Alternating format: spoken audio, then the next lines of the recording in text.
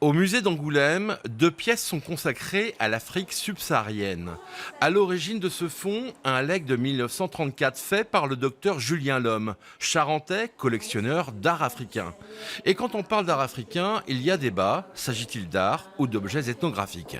En fait, on est dans un entre-deux, hein, d'objets qui peuvent être aussi bien de la statuaire que des objets usuels du quotidien, comme de la céramique, du mobilier, je pense aux appuis-nuques, à des tabourets, à des lits. Ça peut être tout ce qui va être objet de parure. Alors la polémique qui secoue les musées français sur la restitution d'œuvres va-t-elle concerner le musée angoumoisin? Il semblerait que non, car les demandes visent le plus souvent des pièces emblématiques de l'histoire d'un pays. Ce sont des objets qui ont un caractère unique, qui sont effectivement des trônes, des sceptres, des couronnes, des éléments d'architecture de palais.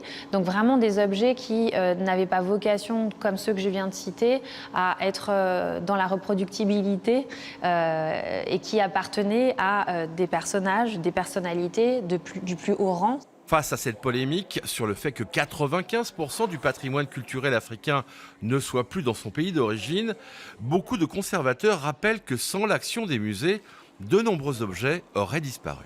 Effectivement, l'objet, une fois qu'il était considéré comme inefficace, inutile, il était mis au rebut, détruit, et on en produisait un autre. Le musée d'Angoulême est le 5e en France à détenir le plus grand nombre d'objets d'art africain.